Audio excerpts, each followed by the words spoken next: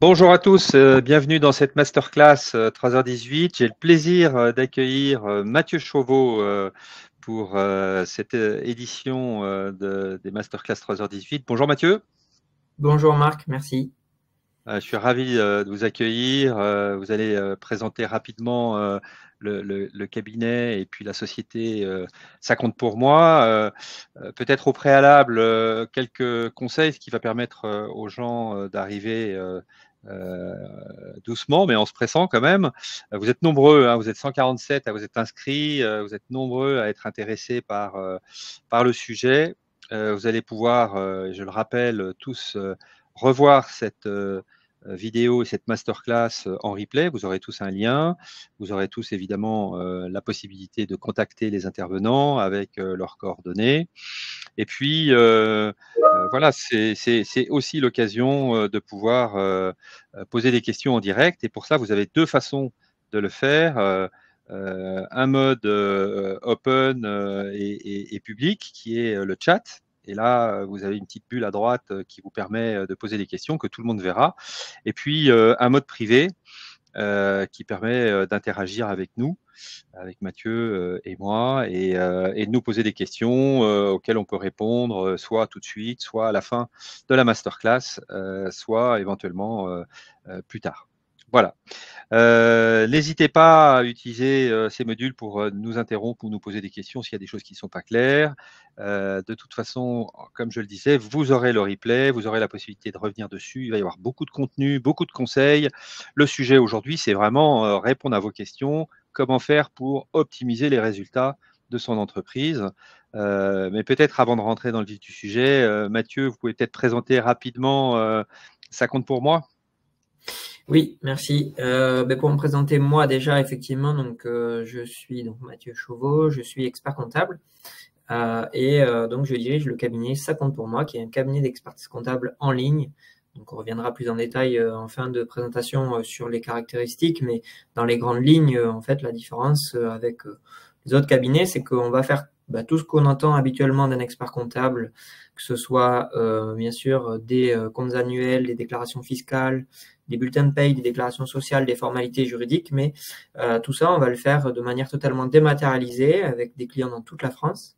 Donc nous, on est basé à Toulouse, tous nos collaborateurs sont à Toulouse, mais on intervient pour des clients dans toute la France grâce à des outils qu'on développe nous-mêmes pour faciliter ces échanges numériques et faire en sorte de faire gagner du temps aux chefs d'entreprise au quotidien. Super, merci Mathieu. Ça va être intéressant parce que vous savez, vous êtes d'abord très nombreux à avoir les mêmes problématiques. Votre chiffre d'affaires, il est à peu près stable ou en tout cas, il est prévisible d'ici la fin de l'année. Vos charges, vous les avez maîtrisées. Mais finalement, une fois qu'on a ces variables, qu'est-ce qu'on peut faire pour, malgré tout, optimiser le résultat? Qu'est-ce qu'on peut faire pour dépasser ce qu'on avait prévu de faire simplement par des mesures de bonne gestion, par des trucs et astuces, par peut-être des outils, par des choses auxquelles vous n'aviez pas pensé? Et c'est voilà, c'est ce sujet qu'on veut aborder pour vous apporter de la valeur et que vous repartiez à l'issue de cette demi-heure ou de ces trois quarts d'heure avec deux, trois astuces ou deux, trois conseils que vous pourrez mettre en œuvre dans votre entreprise. Voilà, je suis Marc Levernois, je suis le CEO et le fondateur de 3h18. J'étais chef d'entreprise pendant 20 ans. J'ai créé 3h18 il y a 5 ans, qui est un des leaders aujourd'hui de l'externalisation des fonctions support. On permet à des entreprises de bénéficier des fonctions support pour leur entreprise sans engagement chez eux. Et on reviendra aussi sur nos services un petit peu plus tard. Voilà, c'est le moment de commencer. On va aborder pas mal de choses. L'optimisation des charges déductibles. Vous allez voir qu'il y a des sujets intéressants pour sortir de l'argent, pour défiscaliser des choses, mais il ne faut pas le faire n'importe comment. L'optimisation de la rémunération du dirigeant. Connaître l'environnement fiscal et social permet d'aller chercher du résultat, d'éviter de faire des erreurs. La gestion de la trésor, comment, voilà, à chiffre d'affaires équivalent, augmenter votre résultat trésor de fin d'année, comment piloter cette trésorerie, pourquoi faire des prévisions de trésorerie ou des prévisions de PNL et comment. Optimiser le cash, ne pas laisser filer les créances, Voilà, et puis 3 conseils de gestion et presque de pilotage et de management pour finir. Voilà le programme de cette matinée. Alors, je te passe la parole, Mathieu, peut-être sur le sujet des charges déductibles. Oui, bien sûr, merci. Effectivement, je me mets un grand pour bien le voir.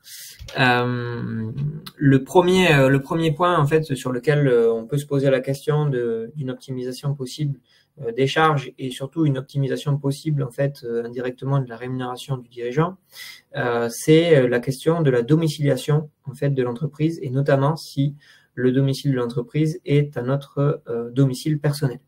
En fait, le fait d'utiliser son domicile à titre professionnel peut avoir, bon, déjà un intérêt de simplicité et d'économie de charges sur le fait de ne pas avoir à payer de loyer, ça c'est une première chose, mais effectivement peut avoir aussi un intérêt d'optimisation dans le sens où ça va permettre en fait de se verser un loyer au titre de l'utilisation de votre domicile à titre professionnel. Donc, comment ça prend forme en pratique concrètement, du coup, il faut en être le représentant légal et avoir installé votre activité effectivement à votre domicile. Donc, c'est vraiment l'établissement principal. On ne parle pas seulement du siège social, c'est-à-dire que quand vous domiciliez une entreprise, vous avez de base à minima une adresse pour un siège social et une adresse pour un établissement principal. La plupart du temps, les deux adresses sont la même adresse, c'est le siège social et l'établissement principal. Il se peut des fois qu'on puisse avoir le siège social et l'établissement, voire des établissements secondaires à des adresses différentes. Donc là, on parle de l'établissement principal. Au domicile du représentant légal, ça c'est important, et pas de l'associé, donc c'est-à-dire qu'il faut que ce soit le domicile de l'un des dirigeants. Voilà. Ensuite, il faut en principe en être propriétaire. En locataire, c'est un principe impossible, mais en fait, en pratique, ça se fait quand même. Au final, dans la réalité, ça se fait quand même parce que il faut avoir l'autorisation, il suffit d'avoir l'autorisation du propriétaire pour pouvoir le faire. Et si vous n'avez pas l'autorisation du propriétaire, vous pouvez le faire, mais ça ne durerait que de 5 ans. Mais bon, voilà, donc c'est quand même en pratique possible. Propriétaire, bon, pas de souci, il faut juste rédiger un bail avec votre société. Et puis après, là, ce qui nous intéresse vraiment, c'est que de pouvoir s'indemniser. Donc, en gros, vous pouvez tout simplement vous verser un loyer quand vous utilisez votre domicile, que la société vous verse un loyer à vous à titre personnel. Bon, pour calculer ce loyer, en fait, il faut que ce soit quelque chose qui soit cohérent économiquement. Donc, la façon de faire, c'est de savoir quelle est la valeur locative de votre bien dans son ensemble. Et puis ensuite d'appliquer une quote-part en fonction de la quote-part utilisée à titre professionnel. Si vous avez une habitation qui fait 100 mètres carrés et que vous utilisez 30 mètres carrés à titre professionnel, parce qu'il y a un bureau, il y a une partie des communs là-dedans, si vous utilisez 30 mètres carrés sur 100, ça fait 30%. Si la valeur locative de votre bien, c'est-à-dire en gros le loyer auquel vous pourriez louer la totalité de votre habitation à quelqu'un d'autre, donc ça, vous pouvez aller voir sur Meilleurs Agents, Se Loger, voilà cette valeur-là. Vous appliquez la quote-part à votre loyer total et puis vous avez le loyer que vous pouvez vous verser. Vous avez un exemple sur la slide. Et donc, du coup, une fois que vous versez ce loyer, ça permet de en fait créer une charge dans l'entreprise. Donc bon, là, ça ne va pas améliorer pour le coup directement le résultat de l'entreprise. Par contre, la contrepartie, c'est que ça va aller dans votre poche et à moindre frais, contrairement à une rémunération ou contrairement à des dividendes, par exemple. Puisque la différence, c'est que ça permet en fait de ne pas avoir de charge sociale, contrairement à une rémunération, puisque c'est un loyer qui passe du compte de l'entreprise vers mon compte personnel.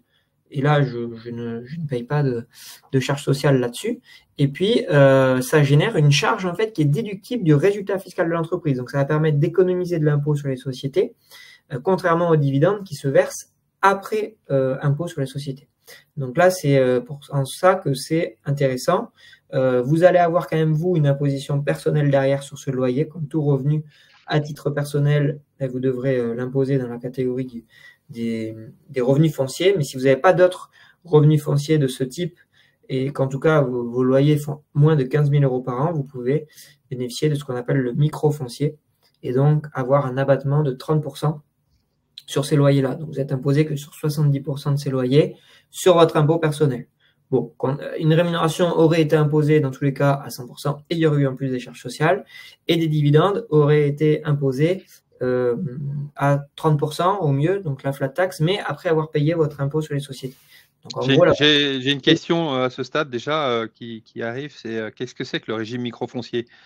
oui, Peut-être le régime microfoncier, donc c'est un régime qui applicable au revenu foncier, qui est possible si on a moins de 15 000 euros de loyer dans cette catégorie, si on perçoit moins de 15 000 euros par an de loyer dans cette catégorie des revenus fonciers.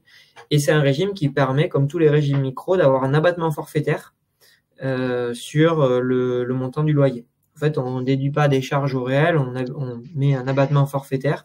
Et vu qu'on n'a pas de charge au réel parce que c'est pas comme si c'était un investissement locatif, ben on peut avoir un abattement forfaitaire de 30% sur ses loyers. Ok. Voilà. Et donc, du coup, on peut aussi, en plus de ça, déduire une quote-part pour les frais communs, type eau, électricité, téléphone, Internet, les taxes aussi, qui, en plus, cette quote-part, comme c'est une quote-part de refacturation, elle n'est pas soumise à l'impôt, puisque c'est un partage, en fait, des frais, tout simplement. Donc ça, n'hésitez pas aussi en tout cas, pour optimiser là cette fois votre résultat vraiment fiscal, du coup aussi faire passer le maximum en tout cas de charges qui peut être assimilées à l'activité dans le résultat d'entreprise pour pouvoir réduire le résultat fiscal. Donc voilà, c'est le loyer, mais aussi tout ce qui va autour de ça. Donc voilà, il faut juste rédiger une convention alors en bail de location, on pourrait appeler ça une convention d'occupation, c'est assez simple à faire. Voilà, je vous mets la théorie encore une fois, hein, émettre des quittances, et puis bien sûr déclarer ses loyers sur votre déclaration de revenus. Donc ça vous permet vraiment d'optimiser votre rémunération indirectement parce que c'est une forme de rémunération. Après, il ne faut pas non plus trop tirer sur la corde et prendre un loyer qui serait incohérent économiquement parlant au risque d'être requalifié. Il faut que ça soit cohérent, mais ça peut faire un complément au reste avec une imposition moindre. Voilà, donc c'est tout à fait légal, hein. Il suffit de, comme je vous le disais, avoir effectivement installé son activité. Il faut du coup sur la facturation du loyer, comme je vous le disais, que ça soit la surface réellement occupée par l'activité professionnelle. Donc c'est assez facile quand on a une pièce dédiée par exemple, et puis après vous prenez une quote-part pour les communs. Bon, quand c'est pas le cas, il faut essayer de l'estimer. Sur la surface louée doit être cohérent avec les besoins de l'activité. Vous pouvez pas dire que vous utilisez 80 mètres carrés si vous faites de la prestation de service et vous avez juste besoin d'un bureau avec un ordinateur. Donc voilà, il faut que ça soit cohérent aussi. En tout cas, ça reste quand même intéressant parce que l'équivalent salaire pour retrouver en net ce qu'on sort, que ce soit des indemnités kilométriques dont on va parler tout à l'heure, ou que ce soit la location de bureau à son domicile, quand on fait le calcul à l'envers, évidemment, c'est extrêmement intéressant. C'est ça. En fait, c'est des petits compléments. En fait, une optimisation d'une rémunération globale ou l'optimisation d'un résultat fiscal, elle se fait par plusieurs petites choses par-ci par-là. Il n'y a pas une recette miracle. Et en fait, effectivement, ça fait partie des différents compartiments qu'on peut activer pour pouvoir optimiser effectivement la globalité. J'ai une autre question, on peut répondre rapidement. Est-ce que tu peux repréciser quelles sont les marges de manœuvre en cas de locataire, en fait, de chef d'entreprise qui est locataire? Oui.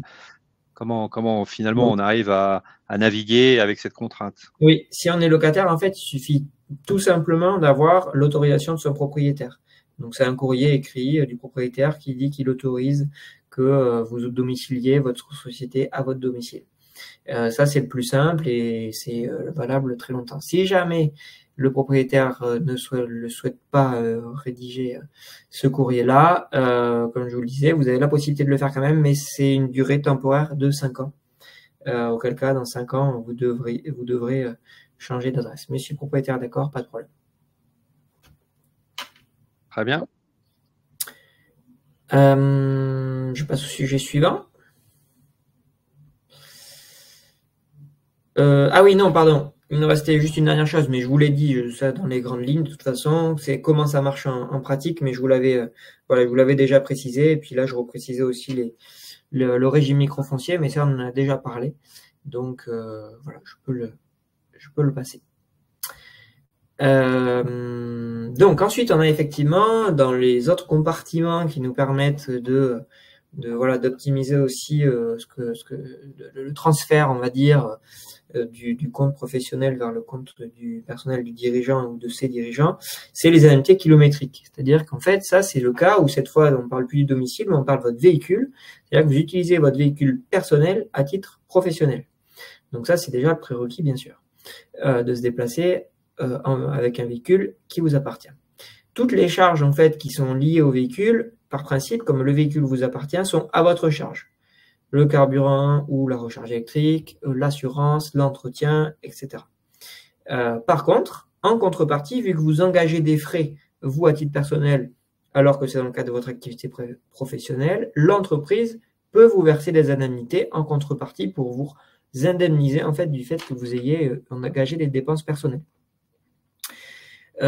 Et donc, c'est ça le système des indemnités kilométriques. Les indemnités kilométriques, c'est un barème qui est déterminé par l'administration fiscale qui vous permet de transformer des kilomètres en euros. Donc, en gros, vous devez savoir combien vous faites de kilomètres à titre professionnel avec votre véhicule personnel pour ensuite l'appliquer au barème et donc transformer ces kilomètres en euros selon le barème qui est fixé, qui dépend aussi des caractéristiques de votre véhicule. Donc, l'avantage ici, c'est que c'est déductible du résultat fiscal, donc ça va générer une charge de l'entreprise qui sera déductible donc de l'impôt sur les sociétés. Et pour autant, vous, de votre côté, comme c'est une indemnité, là, cette fois, on a vraiment zéro impôt, zéro charge sociale là-dessus. Vraiment, vous versez ces indemnités-là. Et comme c'est une indemnité, comme son nom l'indique, pour avoir vous-même engagé des dépenses personnelles, il n'y a pas d'imposition particulière. Donc, c'est le même principe que pour le loyer. C'est intéressant de le pratiquer, en tout cas, toujours pareil, en fonction de votre activité. Et toujours pareil, le but, c'est de ne pas en abuser et de créer des kilomètres qui n'auraient pas eu lieu en cas de contrôle, auquel cas, ça sera requalifié en rémunération avec les charges et les impôts qui vont avec et les pénalités et les majorations qui vont avec.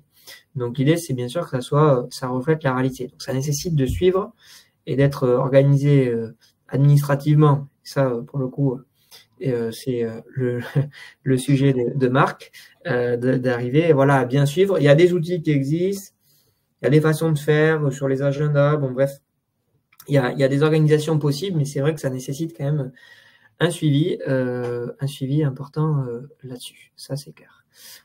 Puisque si vous avez un contrôle, tout simplement, on vous dira, justifiez-nous ces kilomètres, et donc il faudra que vous puissiez sortir le récap en fait de kilomètres effectués pour dire là je suis allé voir tel jour, tel client, tel trajet et ça fait tant de kilomètres et ainsi de suite.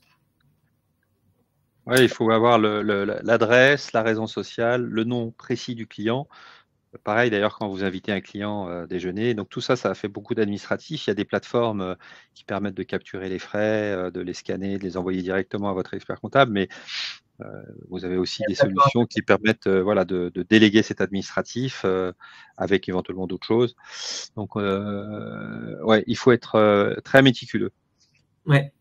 Donc voilà. Après, on n'est pas obligé de se les verser immédiatement, puisque si la trésorerie de la société ne le permet pas, l'avantage c'est qu'en tant que dirigeant associé, vous pouvez les comptabiliser et les stocker dans ce qu'on appelle le compte courant d'associé, qui est en fait ce que la société vous doit en tant qu'associé. Et donc, vous pouvez voilà, stocker entre guillemets dans ce compte courant comptablement, passer la charge pour en bénéficier d'un point de vue fiscal, mais vous rembourser quand la trésorerie de la société le permettra.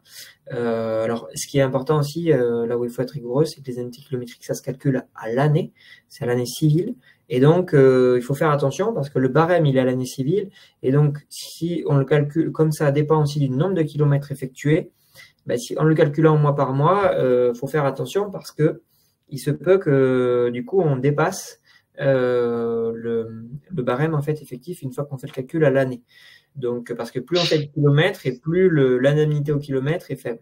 Donc il faut soit être prudent et prendre le barème où on va faire le plus de possible de kilomètres, donc c'est plus de 20 000 kilomètres à l'année, soit le calculer une fois par an. Voilà. Et si vous voulez le faire mensuellement, je vous conseille plutôt de le faire. De prendre le barème plus de 20 000, sauf si vous savez vraiment que vous n'allez pas les faire. Mais sinon, ça vous permet comme ça d'avoir une petite marge de manœuvre. En fin d'année, vous verserez le complément si jamais vous étiez en dessous de 20 000. Voilà, le barème fiscal, donc c'est selon le nombre de chevaux fiscaux, je vais vous le montrer sur les slides suivantes. Et ce qui est important, par contre, c'est que les trajets domicile-travail sont exclus, puisqu'en fait, ils sont déjà compris dans la réduction forfaitaire que vous avez sur l'impôt sur le revenu. C'est-à-dire que sur l'impôt sur le revenu, quand vous déclarez n'importe quel revenu du travail, il y a un abattement forfaitaire de 10% qui s'applique justement pour les trajets domicile-travail et puis voilà les repas, etc. Sur le travail. Soit 10%, soit au réel dans un plafond. Donc, on ne peut pas les inclure. Mais si je fais le lien avec le premier point et que vous avez mis votre siège social, enfin établissement principal à votre domicile, bon, mais il n'y a plus de sujet parce qu'en fait, votre domicile et votre lieu de travail, c'est le même endroit. Donc, dès que vous partez de chez vous, les ICA sont bien décomptés. Voilà. Donc, ça, c'est au final le mix des deux astuces. Voilà. Après, effectivement, il y a la question de savoir, et je sais plus si oui, non, on le met pas là, mais ça, je vous inviterai éventuellement. Nous, on fait des webinaires justement spécial là-dessus parce que c'est un long sujet. Il y a la question à se poser, de savoir si on doit faire des MT kilométriques ou avoir un véhicule dans la société. Bon, là, la question, elle se pose à partir du moment où déjà on va dire la majorité de nos trajets sont à titre professionnel. Si déjà c'est pas le cas et qu'en gros c'est principalement personnel, bon, les ICA sont plutôt adaptés. Si effectivement on commençait à avoir un véhicule qui est principalement professionnel, il faut se poser la question du véhicule de société qui implique d'autres choses. Il faut faire le calcul, qu'est-ce qui est le plus avantageux entre les deux. Si c'est un véhicule utilitaire, c'est sûr que là, effectivement, il ne faut pas se poser la question, il faut le mettre dans l'entreprise. Parce que de toute façon, c'est vrai que j'ai oublié de le préciser, les MT kilométriques ne s'appliquent qu'aux véhicules de tourisme et non pas aux véhicules utilitaires. Donc, véhicule utilitaire, il faut le mettre dans l'entreprise. Ça, il n'y a pas de problème là-dessus. Mais là, on parle des véhicules de tourisme. Et là, il faut arbitrer en fonction des caractéristiques du véhicule. Mais ça, si vous le voulez, nous, on fait des lives entiers là-dessus, entre choisir son véhicule ou ses MT kilométriques. On a un simulateur aussi pour choisir entre les deux. En gros, ça va dépendre de plusieurs paramètres, des kilomètres effectués, du type de véhicule, est-ce qu'il est électrique, hybride ou thermique, du nombre de chevaux fiscaux aussi du véhicule. Voilà. Donc, c'est toutes ces caractéristiques-là qui font qu'il y a un choix qui peut s'opérer entre les deux. Mais ça nécessite encore une fois d'être accompagné pour être sûr de faire le bon choix sur ce point-là. Donc le barème, il est facile à trouver, hein. Vous tapez barème MT kilométrique sur Google, vous le trouverez, c'est le site de l'État qui tombe en premier. Pour vous faire simple, quand on est au plafond, donc il est plafonné à 7 chevaux fiscaux, le barème, donc si je prends 7 chevaux fiscaux et que je prends moins de 5000 km, on est à un peu plus de 60 centimes du kilomètre, ce qui est quand même important et qui montre que ça va vite en fait. C'est-à-dire que si vous faites 1000 km, c'est 600 € d'indemnité. Donc c'est ça, 1000 km ça va vite et 600 €, c'est pas négligeable. Donc ça peut aller vite. Donc c'est quand même si ça nécessite du suivi, vu l'intérêt qu'il y a à la sortie, il y a un vrai intérêt à bien le suivre. Voilà, n'hésitez pas si vous avez des questions à ce stade. Et je passe au deuxième grand point, qui est la rémunération du dirigeant.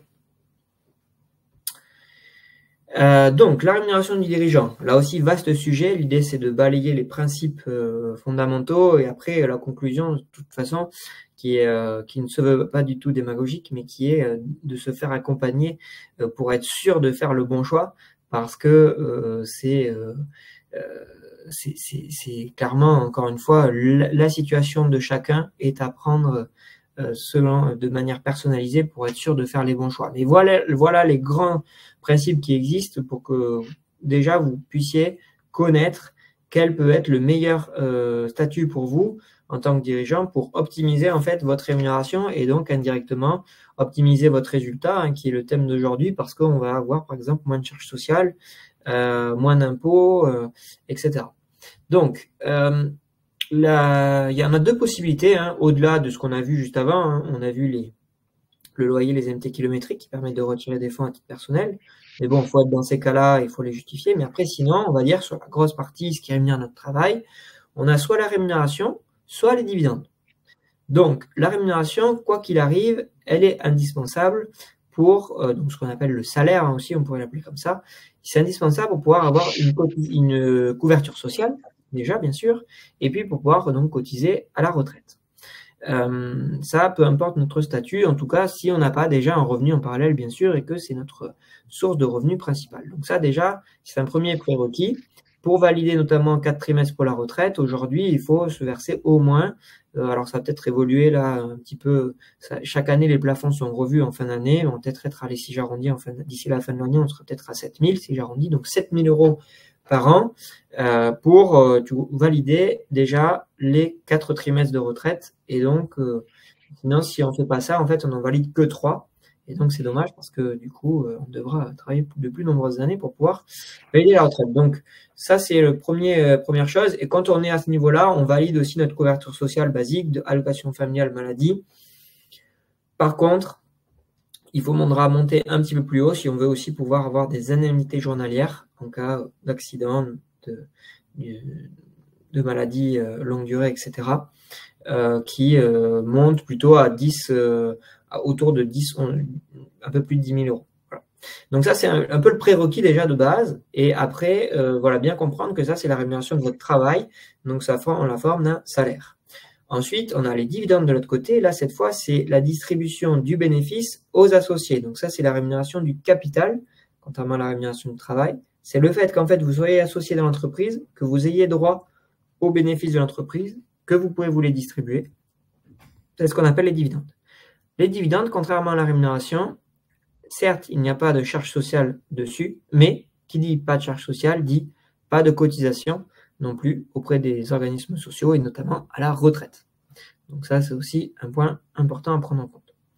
Ensuite, ça va dépendre des cas. Soit on est donc ce qu'on appelle travailleur non salarié, TNS. Ça, c'est si vous êtes notamment gérant d'une URL ou SARL, principalement. C'est dans ces cas-là qu'on l'est. Je prends les cas, encore une fois, principaux. On va plutôt être orienté cette fois sur la rémunération et le salaire. Donc, on pourrait le prendre à l'envers aussi. Si vous avez besoin d'une rémunération et d'un salaire de manière régulière, plutôt s'orienter vers le travailleur non salarié, donc sous la forme d'une SARL. Pourquoi? Parce qu'en fait, les cotisations sociales, on est à environ 43% du salaire net. Donc, ça veut dire quoi? Ça veut dire que si je prends 1 000 € net dans ma poche, ça va coûter à l'entreprise 430 €. Donc, on aura un coût global pour l'entreprise de 1 430, qui sont 1000 dans ma poche, 430 pour l'URSSAF. On pourrait faire le calcul à l'envers, sinon, pour 1 000 € dépensés par l'entreprise, en fait, on divise par 1,43 pour voir le salaire que j'ai dans ma poche et les cotisations sociales. Voilà. Donc voilà la mécanique qui se opère là. Ça pourrait paraître beaucoup, 43%, mais en fait, ça n'est pas tant que ça, notamment quand on compare avec un président de SAS en dessous, donc qu'on appelle assimilé salarié. Là, on est plutôt sur des cotisations autour de 85% du salaire net. Donc, c'est-à-dire qu'on est du simple au double, hein, pour faire simple. Cette fois, quand je prends 1 000 € net dans ma poche, ça coûte 1 850 € à l'entreprise. C'est à peu près la même chose, enfin, c'est même tout à fait la même chose que quand on a un salarié. Généralement, on compte, on dit entre le net perçu par le salarié et le coût pour l'entreprise, on est du simple au double. Ben là, on y est quasiment. Alors après, ça va dépendre effectivement de si le salarié, selon le montant de son salaire, ça va osciller entre voilà, 50%, notamment pour ceux qui sont SMIC, c'est plus bas, et 100% pour des cadres voilà, avec une rémunération importante. Mais pour le président, malheureusement, lui, il n'a pas le droit aux réductions que peuvent avoir certains salariés qui sont sur des bas salaires. Et en plus de ça, il ne cotise pas non plus au chômage. Donc, on est toujours sur, peu importe le montant de la rémunération, on est en moyenne autour de 85, ça peut être oscillé, aller entre 75 et 90, mais on est sur ça en moyenne. Donc, on est du simple au double. Donc là, pour le coup, le salaire en tant que président de SAS, il coûte très cher à l'entreprise, contrairement au TNS. L'autre point aussi, c'est que les 43% en TNS peuvent paraître beaucoup, mais encore une fois, si on compare à un salarié, ça coûte beaucoup moins que le coût des charges sociales d'un salarié. Voilà, donc ça vous permet de cotiser. C'est des cotisations qui permettent d'avoir la protection sociale, la maladie, les allocations familiales, la retraite. Donc ça, c'est déjà le choix de la rémunération est plutôt orienté sur la SARL que sur la SAS. Après, il y a certains cas où on va quand même se rémunérer en SAS, notamment dans le cas de certaines personnes qui auraient des problématiques de santé, qui ne pourraient pas trouver un assureur privé qui pourrait compléter leur protection sociale en TNS, parce qu'en fait, ce que j'ai pas dit, c'est que en TNS, on complète généralement cette protection sociale pour pouvoir avoir une couverture complémentaire, ce qui est nécessaire quand on a des problématiques de santé. Et pour compléter cette couverture, on fait appel à des assureurs privés, AXA, Generali, April, etc. Si on est dans ce cas-là, généralement, on a une problématique de santé, ces assureurs privés vont pas vouloir nous assurer, ou alors ça va nous coûter très cher. Donc, on a plutôt intérêt des fois à rester en SAS. Voilà. Vous voyez, typiquement, quand je vous dis qu'il faut vraiment faire au cas par cas, ça peut être un cas sur lequel il faut faire attention. L'autre point aussi, il y en a des fois qui préfèrent rester en SAS et payer plus cher pour avoir des bulletins de salaire, parce que quand on est en président de SAS, on a des bulletins de salaire, et quand le TNS n'a pas de bulletin, on prend l'argent que l'on souhaite quand on le souhaite, et en fait, c'est en fin d'année qu'on déclare la rémunération qui est prise. La SAS, on prend un bulletin de salaire tous les mois comme un salarié, et on déclare chaque mois à l'URSSAF et aux impôts via le prélèvement à la source la rémunération qui est prise. Voilà. Donc, ça peut être un avantage pour certains parce qu'ils veulent avoir un bulletin de salaire, un inconvénient aussi parce que ça nécessite un coût mécaniquement pour faire ces bulletins de salaire et les déclarations associées. Voilà. Donc, il y a un arbitrage important à faire déjà là-dessus. Concrètement, si on ne se rémunère pas, par contre, à l'inverse, la SAS peut être intéressante parce qu'on n'a pas de cotisation sociale tant qu'on ne prend pas de rémunération, alors que quand on est TNS, on a des cotisations minimum. C'est pas énorme, c'est 1500, entre 1500 et 2000 euros par an, même si on ne prend pas de rémunération. Je vous ferai une synthèse après de tout ça. Donc ça, c'est la rémunération. Et puis les dividendes, là, cette fois, en TNS, on va plutôt privilégier la rémunération et les dividendes vont peut-être arriver à partir d'un certain niveau parce que au final, on a une problématique sur les TNS, c'est que les dividendes sont soumis aux cotisations sociales, donc aux 43% également, sur la partie qui est supérieure des dividendes versés, qui est supérieure à 10% du capital. Donc ça veut dire qu'on a et les cotisations sociales et l'impôt sur le revenu, alors qu'en SAS, on n'a pas de cotisation sociale, on a juste ce qu'on appelle le prélèvement social, les prélèvements sociaux de 17,2%, donc 17,2 versus 43%. Pour le coup, la SAS est beaucoup plus avantageuse sur les dividendes. Donc, sur les SRL, c'est pas exclu, mais c'est qu'en gros, pour faire simple, là, c'est pareil, il faut faire des simulations personnalisées, mais c'est au-delà de 100 000 euros. Tant qu'on n'est pas à 6 chiffres, en fait, de rémunération, le sujet du dividende en SRL ne se pose pas. Il faut uniquement prendre de la rémunération. Par contre, au-delà, il peut y avoir des effets de seuil qui permettent, voilà, et là, il faut faire des simulations, qui permettent de faire ça. On a un simulateur aussi sur notre site internet, qui permet de faire ce genre de simulation. Voilà, les dividendes en SAS cette fois. Donc, on a d'abord l'impôt sur les sociétés sur le bénéfice. Une fois qu'on se distribue le bénéfice, après, c'est soit ce qu'on appelle la flat tax, donc c'est 30% forfaitaire sur les dividendes versés, soit c'est prélèvements sociaux 17,2 et impôt sur le revenu par impôt progressif avec un abattement de 40%. Là, encore une fois, il faut simuler à chaque fois pour savoir et être accompagné pour savoir quel est le plus intéressant entre les deux options. Voilà, j'ai une slide de résumé, mais tu as peut-être une question, Marc? Ouais, non, j'allais juste insister sur le fait qu'il faut vraiment faire des simulations, discuter avec son expert comptable pour pouvoir vraiment rentrer dans le détail de la meilleure solution. Moi, je suis entouré de chefs d'entreprise qui posent tout le temps la même question et on a tout le temps la même réponse. Et faites une simulation, rentrez dans le détail. Ça dépend de votre situation, de votre niveau d'imposition, ça dépend de plein de choses. Donc, il faut absolument en discuter avec son expert comptable et puis faire rentrer un simulateur, rentrer les données. Et d'ailleurs, ces données, elles sont vraies à un moment donné. Et puis, l'activité augmente. Il faut se reposer la question 1 an, 2 ans plus tard, en fait. Hein. Totalement, exactement. Et par contre, ce qu'on peut dire, effectivement, c'est que les enjeux sont très importants. Vous le voyez, hein, si au final je me verse un salaire en SAS, alors qu'en fait je pourrais très bien le faire en TNS de la même manière, bon, j'ai 40% de cotisation sociale de mon salaire qui sont en jeu, c'est colossal. Donc là, c'est clairement le sujet sur lequel il y a le plus d'économies à faire ou à l'inverse d'erreurs qui peuvent nous coûter cher à faire si on n'a pas choisi le bon statut juridique dès le départ parce que soit on n'a pas été accompagné ou mal accompagné. Bon, ça, franchement, si vous faites accompagner par un expert comptable, il y a pas trop de raisons. Mais en tout cas, souvent, le problème, c'est plus pas accompagné parce que on veut faire des économies au début sur cet accompagnement-là, mais malheureusement, ça nous coûte plus cher à la sortie largement que ce que ça nous aurait coûté en accompagnement. Donc ça, c'est voilà, effectivement très important. En synthèse, non, c'est pas la synthèse, ça c'est vrai qu'il y a un autre point aussi, c'est les intérêts sur le compte courant associé, notamment si vous avez un compte courant associé, on en a parlé tout à l'heure, important.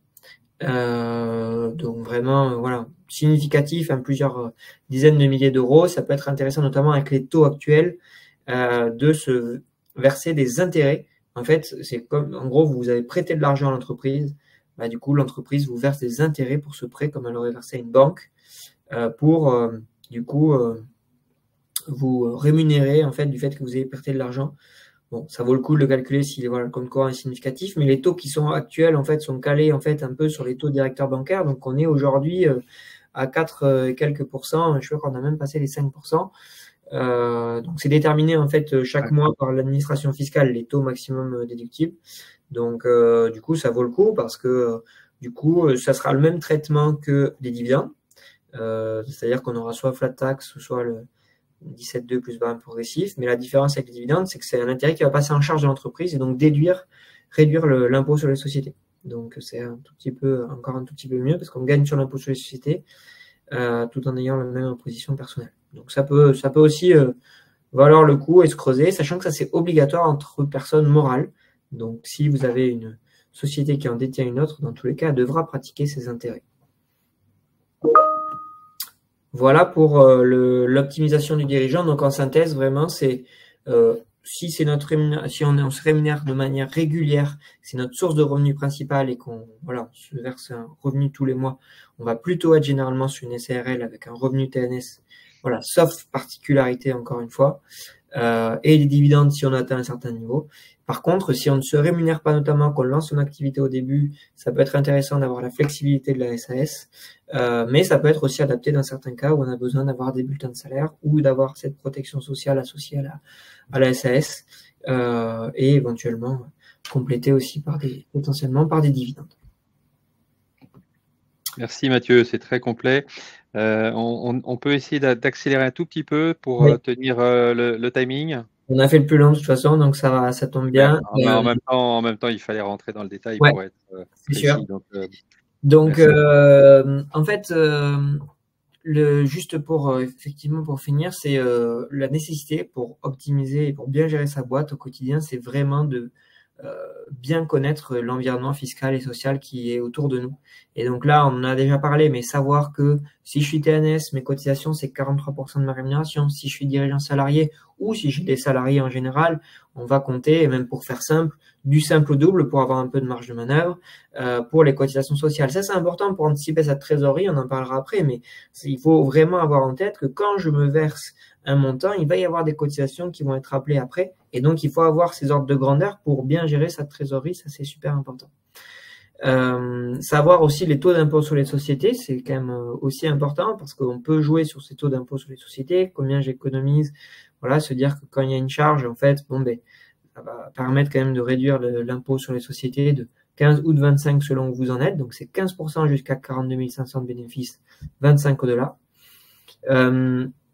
Si vous êtes en SASU, vous pouvez opter pour l'impôt sur le revenu durant les 5 premières années. Ça, généralement, c'est intéressant si vous êtes en déficit dans la société et que vous avez d'autres revenus imposables en parallèle, ou si vous êtes en zone franche. Pour moi, ça c'est un peu les deux cas, encore une fois, particuliers qui peuvent permettre d'ouvrir ce sujet-là. C'est un sujet qui revient souvent. Et pour finir, sur la TVA et les charges, ça c'est aussi pareil, c'est des prérequis importants à connaître. C'est que la TVA, elle n'est pas déductible ou elle n'existe pas même, sur certaines dépenses. Donc, quand vous arbitrez au quotidien sur des dépenses, sur des charges, sachez que il faut raisonner si vous êtes, en fait, dans la plupart des cas, soumis à TVA, que raisonner en hors taxe, bien sûr, mais vous allez avoir la dépense en TTC et la réduction de TVA sera plus tard. Donc, ça c'est pareil, il y a toujours des décalages de trésorerie à prévoir, mais qu'il y a tout simplement pas de TVA, sur certaines charges. Donc, du coup, voilà, tout ce qui est déplacement, pour faire simple, déjà, et puis vous les avez voilà tous sous les yeux. Donc ça, c'est aussi important à prendre en compte. Et puis pour finir, il faut savoir que toutes les charges qui sont engagées dans l'intérêt d'activité sont déductibles. Voilà, des fois, on dit est-ce que ça c'est déductible, ça c'est déductible. La question à se poser, c'est est-ce que c'est engagé uniquement dans l'intérêt de l'activité et de l'entreprise? Et là, vous avez la réponse à votre question de savoir si c'est déductible ou si ça ne l'est pas. On a certaines charges qui ne sont pas déductibles fiscalement, mais très spécifiques. Les charges du quotidien que vous dépensez, elles le sont aussi, elles sont dans l'intérêt de l'activité. Voilà, j'ai fait vite. Super, non, mais c'était très complet, merci. On va continuer en reprenant un petit peu de recul et de se dire finalement comment on peut optimiser notre résultat. Il y a beaucoup de chefs d'entreprise qui se disent très concrètement, le résultat, c'est le cash dont je vais pouvoir disposer à la fin de l'année, hein, pour parler trivialement, c'est-à-dire c'est mes dividendes, par exemple, c'est ce que je vais pouvoir me verser. Et finalement, comment on peut optimiser cette somme? Bah, une façon de le faire, on l'oublie, c'est déjà de faire une prévision et de se dire: «OK, à toutes choses égales par ailleurs, si je fais le même chiffre d'affaires, si j'ai la même équipe, si j'ai les mêmes charges, à quoi peut ressembler mon atterrissage?» Donc ça, c'est un exercice qu'on aime bien faire avec nos clients et qu'on nous conseille, de faire, que vous pouvez faire avec un expert comptable, que vous pouvez faire avec une assistante, un contrôleur de gestion, enfin, quelle que soit la personne qui va vous aider à le faire. L'idée, c'est de se dire: «Si je suis capable de prévoir mon atterrissage, donc mes dividendes, je vais être capable de piloter précisément le résultat auquel je veux arriver». C'est pas 3 mois avant qu'on commence à se préoccuper de son atterrissage, c'est vraiment dès le premier mois. Donc, moi, mon conseil, c'est de repartir avec, on va dire une feuille Excel, si c'est une feuille Excel. Si vous avez des outils, bah, très bien, ça va faciliter les choses. Si vous avez en plus un outil que vous propose votre expert comptable qui utilise ce qu'on appelle les FEC, c'est-à-dire, les données comptables, et qui les projette sur un exercice à venir, bah, c'est encore mieux. Et puis vous allez, jouer avec ces éléments-là. Vous allez vous dire: «Bah, tiens, j'ai fait une petite augmentation cette année parce que là, l'inflation le permettait, donc mes prix vont augmenter. J'ai décidé de recruter en juin. Je vais faire une hypothèse où ça marche super bien et je vais augmenter mon chiffre d'affaires et je vais regarder à combien j'arrive et puis je vais faire une hypothèse beaucoup plus prudente. Je vais, limiter, mon chiffre d'affaires, je vais pas gagner tous les marchés que j'ai eus l'année dernière. Du coup, je vais, réduire un peu mes dépenses. À combien j'arrive?» Voilà, si vous faites ce travail et que vous le faites même, idéalement tous les semestres, moi personnellement pour mon entreprise, je le fais tous les mois et j'engage vraiment la plupart des chefs d'entreprise à faire, ce travail, tous les mois parce que, c'est ce qu'on appelle un rolling forecast. Ça vous permet de vous projeter en permanence sur 12 mois glissants. Moi, je suis un fervent convaincu que les budgets, bon, c'est bien, on les fait, c'est une figure imposée, mais je suis plus, intéressé moi par, des budgets glissants parce que d'abord le monde change tellement vite que ce qu'on a prévu, il est déjà faux, le lendemain et puis ensuite ce qui est important, c'est de pouvoir projeter en permanence les 12 mois qui suivent et ça vous permet vraiment de sortir un résultat supérieur, tout simplement parce que vous vous dites: «Bah, voilà, je sais, c'est sûr, c'est inscrit, je n'aurai pas le même marché que l'année dernière. En revanche, voilà la liste des charges que je pourrais, baisser parce que c'est ce qu'on appelle des charges manageables, hein. Il y a des charges qui sont pas manageables, c'est des coûts fixes. Ceux-là, ils sont inscrits dans le dur. Je sais pas, ça peut être, je sais pas, des abonnements à des logiciels, vous pouvez pas les arrêter. Ça peut être, voilà, des choses qui sont absolument clés et que vous ne pouvez pas interrompre et puis vous avez des charges variables que vous pouvez, baisser et qui vont d'ailleurs baisser proportionnellement à votre activité. Donc si vous jouez avec ces éléments-là, que vous faites un rolling forecast, que vous prévoyez l'impact d'un recrutement, par exemple, en vous disant: «Voilà, je vais le recruter en juin, mais je sais que c'est à partir du mois d'octobre qui va me ramener, mes premiers chiffres d'affaires et mes premiers clients. Si vous planifiez tout ça, il y a des outils extrêmement simples maintenant pour le faire, vous avez les moyens d'optimiser votre résultat. Donc optimiser son résultat, ça n'est pas, que, prendre des bonnes décisions, ça n'est pas que, faire des bons choix comme on l'a vu tout à l'heure, c'est aussi, se doter des bons outils pour pouvoir, gérer son atterrissage, gérer sa fin d'année et du coup prendre les bonnes décisions, mais grâce à la prévision et grâce aux outils qui vous permettent de voir venir en fait. Il n'y a rien de pire pour un chef d'entreprise que d'être surpris au dernier moment. Il n'y a rien de pire que d'avoir prévu un investissement et de ne pas pouvoir le financer. Voilà, donc tout ça, ça doit être anticipé, que ce soit au niveau du PNL, hein, c'est-à-dire au niveau de vos indicateurs de gestion, ou que ce soit au niveau de votre trésor. D'ailleurs, faire des prévisions, c'est deux sujets, c'est deux axes hein, qu'il ne faut pas mélanger. Il y en a un, c'est faire des prévisions de PNL, quel va être mon chiffre d'affaires, quelle va être ma marge brute, quel va être mon résultat, mon EBITDA, mon résultat net. Et puis, il y a une autre forme de prévision, c'est mes encaissements, mes décaissements, on en parlera un petit peu tout à l'heure. Comment j'utilise mon cash, est-ce que j'emprunte, est-ce que j'utilise mes ressources? Et finalement, beaucoup de chefs d'entreprise, en particulier ceux qui nous écoutent là en ce moment, bah, c'est quand même ce qui va les intéresser. Le bilan, c'est bien, le compte de résultat, c'est bien, mais qu'est-ce qui va les intéresser? C'est quel est le cash dont ils vont pouvoir disposer à la fin de l'année. Et ça, vraiment, des années, des années, des années d'expérience dans des entreprises de toute taille m'ont vraiment appris que pour l'optimiser, il faut le prévoir, il faut l'anticiper, il faut le simuler. Et c'est très amusant quand on est chef d'entreprise et quand on a les bons outils. C'est très pénible quand on est sur Excel, qu'on ne sait pas, qu'on patouille, il y a des erreurs, il y a des trucs, qu'on n'a pas les bonnes données. C'est compliqué, vous savez, de faire des prévisions de cash. Ça paraît simple.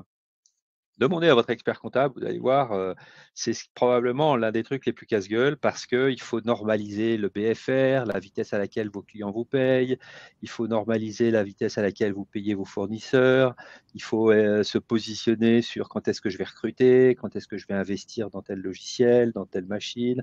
C'est très difficile. Donc voilà, mais c'est comme ça que petit à petit, on s'améliore et qu'on arrive à obtenir un chiffre d'affaires équivalent hein, et parfois même un chiffre d'affaires un peu inférieur, un meilleur résultat que vos concurrents ou un meilleur résultat que ce que vous aviez fait l'année dernière. Donc moi, je vous encourage vraiment à utiliser ce qui existe aujourd'hui en termes de prévision. Alors, je te repasse la parole, Mathieu. Oui, merci. Donc, effectivement, là, sur la plan de trésorerie, je rejoins tout à fait, je souscris à ce que tu dis, Marc. Effectivement, sur la difficulté que ça engendre, mais sur l'importance vraiment, parce que vraiment, le trésorerie, c'est le nerf de la guerre dans la gestion d'une entreprise. On peut être en croissance, avoir des très bons résultats, mais pour autant, ne pas avoir assez de trésorerie. D'ailleurs, souvent, c'est une des problématiques de la croissance, d'avoir suffisamment de trésorerie pour pouvoir suivre cette croissance. Donc, comment on construit ce plan de trésorerie? Déjà, il faut savoir qu'est-ce qu'on va encaisser, tout simplement, et qu'est-ce qu'on va décaisser. Donc, ce qu'on va encaisser, c'est assez simple, c'est notamment le chiffre d'affaires, mais de manière TTC, hein. Toujours pareil, voilà, c'est important parce que on va encaisser TTC, puis après on reversera la TVA le mois d'après, donc il faut fonctionner en mensuel, donc il faut gérer aussi cet équilibrage-là. Les éventuels apports que l'on peut faire, notamment en tout cas quand on lance une boîte, le capital de départ, mais aussi les augmentations qu'il peut y avoir ou les apports en compte courant associés, on en a parlé, les éventuelles subventions, et puis tous les produits financiers qu'on pourrait avoir ou autres en fait divers qui pourraient essayer de tout anticiper. Puis les décaissements, généralement on n'a pas trop de mal à anticiper les encaissements, mais c'est plutôt les décaissements sur lesquels on en oublie et il faut faire attention. Donc bien sûr tout ce qui est investissement et puis après tous les achats, les frais généraux au quotidien. Donc pour les achats vous pouvez raisonner en marge, c'est plus simple en tout cas si vous faites de la vente de biens, c'est connaître votre marge brute pour pouvoir du coup calculer en fonction les achats que vous allez avoir. Puis après, s'il y a des phénomènes de stockage ou pas, c'est là où ça se complexifie, effectivement. Les frais généraux, tout ce qui est salaire et charges sociales. Donc, pour ça, d'où la nécessité de bien connaître les taux de charges sociales dont on parle tout à l'heure. Les impôts, les différentes taxes qui peuvent être associées. Généralement, c'est plutôt des taxes qui sont associées au salaire, mais on a sinon autres. On a la CFE, contribution foncière d'entreprise, éventuellement la CVAE, même si ça va disparaître, mais elle existe encore. C'est principalement ça, généralement. Voilà, et puis après, s'il y a des remboursements, soit auprès d'associés, de capital, d'apport en compte courant, éventuellement distribution de dividendes, tout ça, il faut aussi l'anticiper. Et puis, voilà, d'éventuelles charges financières comme le remboursement d'un emprunt, par exemple, et avec les intérêts associés. Voilà, donc c'est important, effectivement, de plutôt être prudent, tant sur le chiffre d'affaires, les encaissements, les chiffres d'affaires, plutôt que et puis aussi sur les charges en fait en ayant des charges voilà, en margeant au maximum sur les charges, parce qu'on a toujours des mauvaises surprises d'expérience, en fait. Donc, voilà, essayer de prendre le plus de marge de manœuvre possible là-dedans. Et puis, l'importance de le mettre à jour après régulièrement, justement, pour faire des atterrissages, comme disait Marc, et voir où vous en êtes.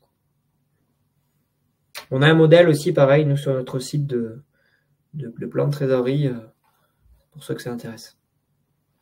Ah, c'est bien ça. Et vous utilisez un outil, vous proposez un outil ou préconisez un outil pour ceux qui voudraient faire des prévisions de trésor? Ben, on a cet outil-là comme à disposition, qui est un Excel, voilà, qui est Ouais, vraiment ça le fait bien. Hein. un nombre d'optimisation. Et après, quand nous, on fait des prévisionnels, ce qu'on fait très fréquemment, pour le faire, nous, pour le compte de nos clients, on utilise un logiciel qui s'appelle RCA, qui Ouais, permet je de connais. faire des prévisions, effectivement, globales. Et ça, on fait beaucoup ça pour des gens qui lancent des business et faire une prévision sur 3 ans pour voir, voilà, où ça mène. Très bien. Très bien. On continue peut-être sur le cash, puisqu'on est dans la trésorerie. Donc là, le message, c'est construisez un plan de trésorerie, déterminez la trésorerie et le niveau de trésorerie auquel vous souhaitez arriver, puisque c'est dans les petites entreprises, c'est comme ça qu'on va raisonner, hein. Sachant que vous avez déjà prévu de recruter, d'investir, de prendre des locaux, de vous racheter une voiture, etc. Et pour le faire, bah, si possible, utiliser un modèle Excel validé par un expert comptable ou un outil, voilà, pour pouvoir faire ces simulations. Maintenant, le cash, c'est pas quelque chose qui est toujours stable. Pour un même chiffre d'affaires, pour une même activité, bah, vous allez voir tout d'un coup le mois d'avril, tout d'un coup va filer. Le mois de septembre, il n'aura rien à voir avec un mois comme les autres parce qu'il y aura eu les vacances juste avant, etc. Donc nous, comme on passe notre temps, on a 850 clients et peut-être un tiers de ces clients nous demandent de faire de la relance, de faire de la facturation, de faire rentrer l'argent, hein, pour parler un peu trivialement. Voilà, on a évidemment quelques conseils à vous donner. La première chose, c'est de relancer avant l'échéance. N'hésitez pas à écrire un petit mail. N'oubliez pas de joindre, quand vous envoyez ce premier mail, vos factures en pièces jointes, mais relancez, prévenez même que la facture va arriver, prévenez même que l'échéance va arriver. On a des clients qui nous demandent de faire ça, ça marche très bien. Bonjour monsieur le client, je vous signale que votre échéance de paiement arrive dans 3 jours. Voilà, un petit mail pour vous le rappeler. N'hésitez pas à nous contacter s'il y a le moins de problèmes. Voilà. Surtout quand vous facturez à l'avancement ou quand vous facturez avec des timesheets pour les consultants, c'est-à-dire des relevés de temps, etc., qui peuvent être des sources de litiges, de discussions. N'attendez pas l'échéance pour que vous rendiez compte que les éléments constitutifs de la facture déjà sont discutés. Donc ensuite, relancez rapidement. C'est-à-dire que si vous relancez une semaine après l'échéance, ça ne va pas. Donc il faut tout de suite être sur le coup. La relance, c'est vraiment quelque chose à chaud. Sinon, évidemment, vos clients vont en profiter. Personne n'a envie de payer, surtout quand il n'a pas beaucoup de moyens. Le jeu, entre guillemets, beaucoup de chefs d'entreprise, c'est de voir quel est le fournisseur qui râle le plus et qui est le plus à risque, qu'il va falloir privilégier par rapport aux autres, parce que certaines entreprises sont en retard avec tous leurs fournisseurs ou une bonne partie. Donc, si vous n'êtes pas le meilleur, le plus rapide, celui qui a systématiquement les bons éléments d'information et que vous ne proposez pas, on le verra tout à l'heure, d'autres moyens de paiement, vous passerez évidemment après les autres. Relancez systématiquement. Nous, on conseille, et d'ailleurs, ceux qui le souhaitent, on vous donnera nos modèles de relance, on vous donnera aussi des conseils sur les bonnes échéances. À quel moment on envoie un mail, à quel moment on envoie un recommandé, à quel moment on peut renvoyer éventuellement un SMS. On aime bien aussi le multicanal très simple, envoyé par une assistante des ventes au bon moment, que ce soit un grand groupe ou une PME. Voilà, il faut utiliser tous les moyens et il faut faire systématiquement. Et c'est pour ça que relancer, souvent, c'est pas quelque chose qu'on fait une fois par semaine. Moi, je vois souvent des clients qui me disent, bah, écoutez, on va prendre quelqu'un, il va faire ça tous les lundis après-midi. Ah non, non, non, parce que la compta fournisseur qui va vous dire, bah, écoutez, renvoyez-moi une facture et je regarde ça demain. Bah, il faut lui dire, attendez, monsieur le client, à demain à 14 heures, je vous ai au téléphone, vous me confirmez que vous l'avez bien reçu et que vous me le mettez en paiement et vous me renvoyez le bon à payer. Donc, vous voyez, si vous n'êtes pas là le lendemain à 14 heures, bah, vous repartez pour une semaine et vous faites balader. Voilà. Voilà. Ensuite, n'hésitez pas, vous savez, moi je dis souvent que les retards de paiement, ils naissent dans les conditions générales de vente ou les conditions générales de service et dans le travail qui est fait par les commerciaux. Alors les commerciaux, ils détestent ça, hein. Et je ne dis pas qu'il faut payer les commerciaux sur l'encaissement parce que, bon, là, ça devient un grand débat. Vous avez les fervents défenseurs de ce sujet et puis ceux qui sont arc-boutés contre. Non, moi je dis, le commercial doit dans le CRM indiquer le bon contact du payeur qui n'est pas le décideur, doit éventuellement prévenir qu'il y a des pénalités de retard et dans tous les cas, vous devez appliquer ces pénalités de retard. Vous devez même aller un cran plus loin, c'est ce qu'on fait de plus en plus, c'est-à-dire aller jusqu'à l'injonction de payer. Donc n'hésitez pas, dès que vous avez fait vos relances, 1, 2, 3 par mail, vos relances en recommandé, l'injonction de payer est un processus public qui est à votre disposition, qui permet de mobiliser un tribunal, un juge, qui va juger du bien fondé de votre créance, et ça très rapidement.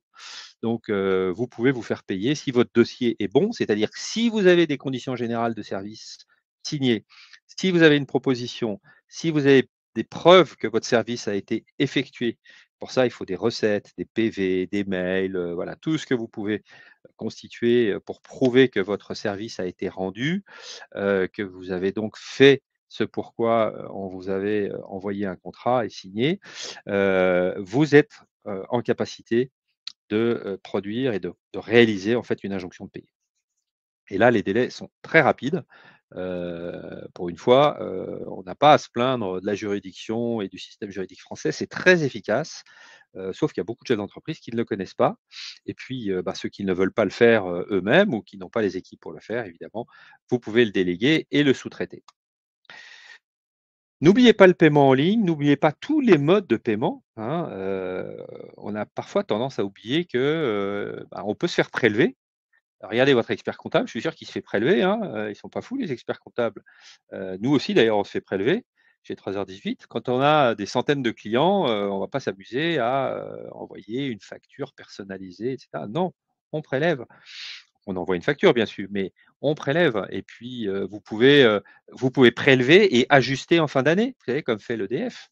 Vous pouvez envoyer un lien de paiement avec une carte logée. Vous avez plein de moyens pour ne pas subir l'objection du client qui vous dit: «Oh là là, bah, attendez, il faut que je demande à mon trésorier ou au chef d'entreprise de vous faire ce paiement. Moi, j'ai pas l'autorisation», et cetera. Donc, il faut proposer plusieurs choses et puis n'hésitez pas à utiliser des logiciels de recouvrement. Nous, on en utilise plein, ça peut être Libéo, ça peut être Regate, ça peut être Penny ça peut être, des logiciels comme LeanPay, qui sont des très bons logiciels de paiement, qui font partie de nos partenaires. Mais à la limite, qu'importe quel que soit le logiciel, si c'est vous qui l'utilisez, paramétrez-le pour pouvoir, savoir exactement où vous en êtes. Déléguez-le à une ADV, qui, quelques heures par semaine, s'en occupera et puis, vous verrez que votre solde, bancaire, s'en portera mieux. Voilà ce que je voulais vous dire sur le sujet. Pour finir, 3 conseils. Concentrez-vous sur les bons indicateurs de gestion. Vous savez, il y a un indicateur dont on ne parle pas souvent, c'est la marge brute. C'est-à-dire la différence entre, le prix de vente et le prix d'achat. Donc, même dans le service, on a des prix d'achat, vous pouvez passer beaucoup de temps à négocier vos prix d'achat. On oublie parfois qu'augmenter ses clients, c'est une source d'augmentation de la marge et du résultat net qui est phénoménale. Vous augmentez d'1,5, 2% vos clients régulièrement. Et pourquoi pas en leur expliquant que vous augmentez aussi votre service parce que vous avez investi, vous utilisez plus de logiciels, vous avez recruté, etc. Augmenter de 2% l'ensemble de sa masse de clients, donc suivre sa marge brute, c'est absolument déterminant. Il n'y a pas que les coûts, hein, c'est ça le message. et il n'y a pas que les indicateurs de bas de PNL qui sont à suivre. Regardez bien le panier moyen, regardez bien le prix moyen, regardez bien la marge brute, en particulier dans les services. Voilà, ça c'est mon premier conseil. Deuxième conseil, est-ce que vous êtes posé la question, quel est votre taux horaire en tant que chef d'entreprise? Qu'est-ce que vous coûtez à l'entreprise? Vous allez rapidement arriver à la conclusion quand vous allez prendre votre salaire, votre voiture, vos coûts, etc., que votre coût, il est de 150, 200 € de l'heure, voilà, en fonction de ce que vous vous payez, en fonction de la taille de l'entreprise, parfois plus. Eh bien, tout le temps que vous passez sur des tâches qui sont à faible valeur ajoutée, qui sont chronophages, qui ne servent pas l'entreprise et son développement, tout ce qui vous éloigne du management, de la stratégie, de passer du temps avec vos salariés, d'aller voir des partenaires, c'est du temps que vous perdez et que vous pourriez retrouver en déléguant ces tâches qui vous éloignent de l'essentiel à un prix plus proche de 50 € que de 250 €. Voilà. Donc le message, c'est reprenez le contrôle de votre entreprise. Beaucoup d'entre vous êtes complètement pris par l'administratif, par les ressources humaines, par les recrutements, par les recouvrements, la facturation, la recherche des subventions, accéder à des marchés publics. C'est sans fin, hein, le chef d'entreprise pourrait passer 7 jours sur 7 hein, sur ces sujets-là. Il y a un moment donné, si vous déléguez 2-3 heures par semaine, eh bien évidemment, à 50 €, vous allez non seulement retrouver du temps pour faire des choses à plus forte valeur ajoutée, mais vous allez gagner, hein, tout simplement, en utilisation de votre trésorerie et de votre temps, vous allez gagner économiquement. Dernier conseil, beaucoup de tâches sont manuelles encore, beaucoup de tâches sont papier. On parle beaucoup de la digitalisation, mais il suffit de se balader dans une PME pour voir qu'on n'est pas encore complètement digitalisé. Commencez par automatiser ces tâches chronophages.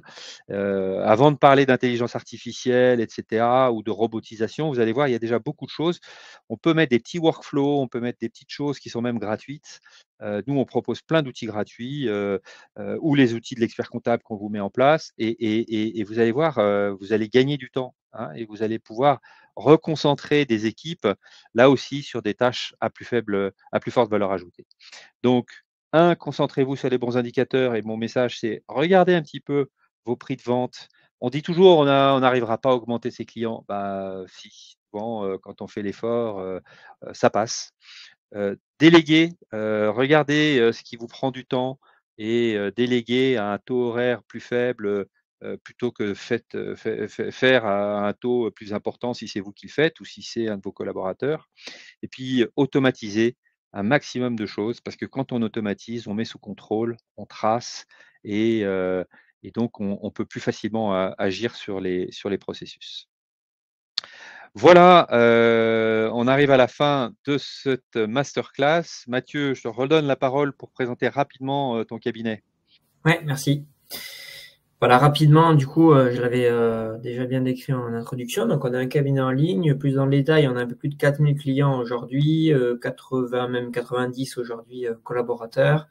Voilà, donc chaque client chez nous a un collaborateur qui lui est dédié. C'est-à-dire que du coup, quand on est client chez nous, on a forcément un interlocuteur privilégié chez nous qui connaît parfaitement notre entreprise et qui va savoir nous conseiller au quotidien sur l'ensemble des volets d'un chef d'entreprise. Donc, beaucoup de choses dont on a parlé aujourd'hui et bien plus. On a la particularité d'être certifié ISO 9001, donc pour la qualité de notre prestation. Ça se traduit aussi, bien sûr, dans les avis de nos clients. Vous pouvez les voir sur Google ou sur Trustpilot. Ce qu'il faut savoir aussi, en fait, donc, c'est qu'on on développe nous-mêmes un outil qui s'appelle Easy, qui est un outil qui permet, en fait, à chaque chef d'entreprise de piloter son activité en temps réel. Donc, avec un certain nombre en fait, vous avez tous les flux bancaires de votre compte professionnel qui remontent sur notre outil et puis après, qui s'affectent en fonction des recettes et des dépenses et des natures de recettes ou de dépenses. Vous pouvez y associer des commentaires, des pièces jointes, etc. Nous, ça nous permet de récupérer tout ce qu'il nous faut pour faire la comptabilité, plutôt que de vous demander des documents, de nous envoyer tout par-ci par-là. C'est simplifié, automatisé. Et puis, ça vous alimente à vous des tableaux de bord pour savoir où vous en êtes en temps réel de vos dépenses et de vos recettes pour pouvoir faire des arbitrages. Voilà, donc ça, il y a cet outil et cet interlocuteur que vous avez au quotidien et qui vous accompagne et vous conseille. Ce qu'il faut savoir aussi, c'est qu'on fait partie d'un groupe qui s'appelle le groupe CF, donc dans lequel on va pouvoir aussi, grâce auquel on va pouvoir proposer plein d'autres choses pour répondre à différents besoins, notamment sur la gestion de patrimoine. On accompagne aussi du coup nos clients grâce au cabinet CF Gestion Privée. Et puis sur la partie avocat aussi, avec la société CF Société Avocat. On a aussi le Corporate Finance pour tout ce qui est finance d'entreprise. Donc c'est levée de fonds, cession, acquisition, l'audit et aussi donc advisory qui est du conseil stratégique, voilà, pour du développement de réseaux, de franchises, de choses comme ça. Donc voilà, on travaille avec l'ensemble de ces entités pour pouvoir apporter une vision 360, un accompagnement 360 à nos clients dans tous leurs besoins. Super, très clair. Donc nous, on existe depuis 5 ans, on a 800, un peu plus de 800 clients maintenant. Notre métier, c'est d'externaliser les fonctions support. Le constat, c'est que souvent les chefs d'entreprise sont mal entourés. Le CDI, l'intérim ou l'alternance n'offrent pas des solutions de qualité. Aujourd'hui, un chef d'entreprise, il veut de la stabilité, il veut des gens très vite opérationnels, dans des formats très souples parce qu'il n'a pas besoin de recruter quelqu'un à plein temps. Voilà, c'est notre métier. Une ADV, une office manager, un DAF, un RAF, un contrôleur de gestion, quelqu'un pour faire du recouvrement, pour accéder au marché public. On se charge de tout ça, on le suit. Vous avez quelqu'un qui vous aide et qui gère toute la relation avec 3h18. Et c'est ce qui fait qu'on travaille avec pas mal de réseaux d'experts comptables qui sont aussi nos partenaires, mais plus largement avec des TPE et des PME partout en France. Nous aussi, on a la chance d'avoir un bon rating sur Google. On est 4,9 sur presque 200 avis là aujourd'hui. On facture à l'heure, on permet de gagner du temps. On travaille dans les locaux des clients. Nos contrats s'arrêtent à la fin de chaque mois. Voilà, donc c'est ultra simple, ultra facile. C'est vraiment des gens qui sont validés, sélectionnés, triés sur le volet, qui ne travaillent que pour nous, qu'on connaît et qui vont évidemment vous aider, vous apporter aussi des bonnes pratiques et vous permettre d'utiliser les outils de votre cabinet parce que évidemment on est tous pareils. On a un peu la tête ailleurs, on a été formé mais on a oublié. Et voilà, et nous, notre métier, c'est de revenir et puis d'être un petit peu votre couteau suisse. Quelques heures par mois, souvent, ça suffit. Voilà, merci en tous les cas pour votre écoute. Vous allez pouvoir recevoir la vidéo en replay, bien évidemment. Vous avez nos coordonnées pour nous contacter et on le fera avec plaisir. Et puis, si vous avez des questions plus spécifiques, n'hésitez pas. À la fois Mathieu et moi sommes là pour répondre à toutes vos questions. Merci beaucoup Mathieu. Merci Marc, merci à tous et bonne journée. Très bien, merci effectivement. Et puis, moi je vous donne rendez-vous pour une prochaine masterclass. Et donc, à très bientôt. À bientôt. Merci, au revoir.